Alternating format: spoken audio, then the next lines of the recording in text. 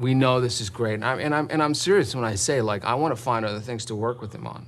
Like, I feel like he and I should go to Broadway and bring The Odd Couple and, like, do it together. You're with this amazing franchise, and it works. Like, everything works. Every movie is a success. The last thing you want to do is be the lead of the first thing that does not work. But before we started shooting, Kevin called me one day and was like, you know, Anthony, I won't let you suck. And that was the big thing.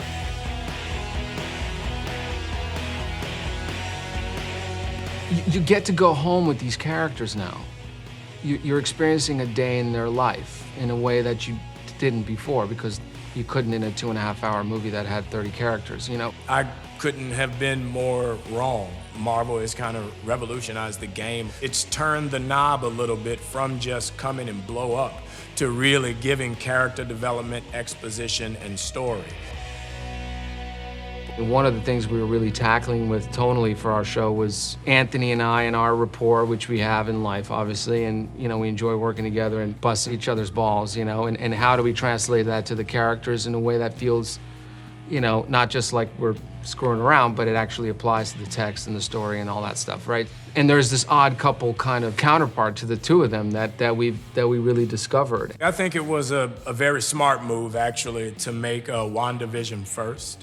You know, WandaVision is really character and actor based. It's really, I think, a showpiece for Elizabeth Olsen and everything that she has to do episode to episode, as well as Paul. And it really gives you a great opportunity to invest in those characters and grow with them to the next phase of the Marvel Cinematic Universe.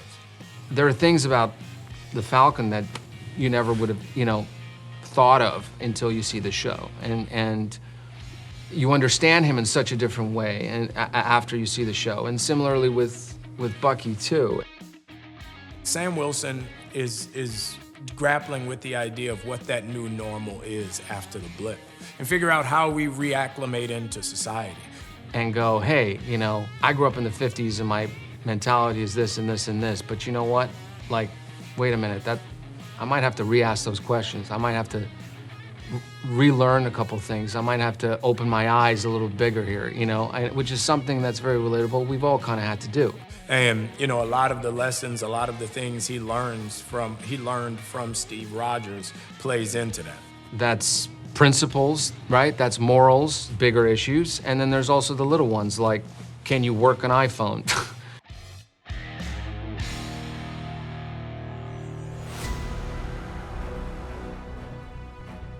They had a very close relationship, Sam and Steve, of admiration and respect.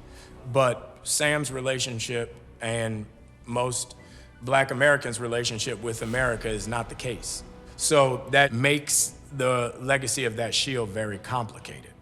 And, you know, it's something that we, as African Americans, have always had to recognize, relate, acknowledge, and accept.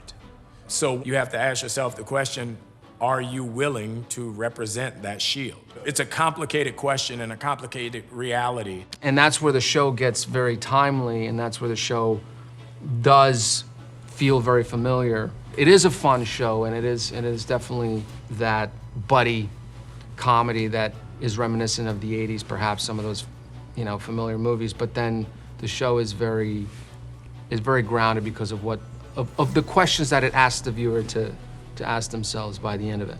You know, for me, it's really interesting, not so much as an individual or a person, but, you know, being a dad, being an uncle, it means a lot. Like, there's so many, it's a very interesting time we live in. So I think the idea of kids having to have their, you know, those conversations with their parents and their friends about what the new Marvel universe looks like and the new characters they have and how they fit into that universe. I think it's very important, and I think it's going to leave a legacy on this generation that'll carry on into their next generations.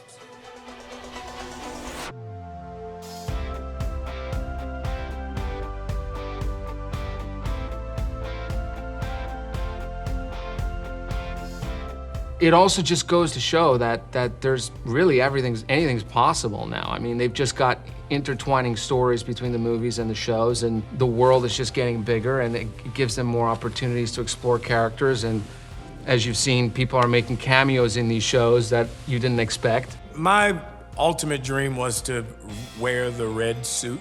The Falcon had many different suits across the comic book life, but one was the deep V, like spandex red suit.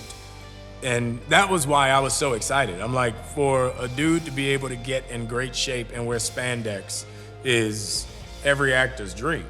So I feel like it's kind of an exciting time over there in the sense of what they could be doing next. You know, fans can really finally think about those pairings of characters that they've always wanted, and feel that maybe that's actually going to happen now. I'm hoping one day that I get to wear the red spandex suit. I think people are going to enjoy that.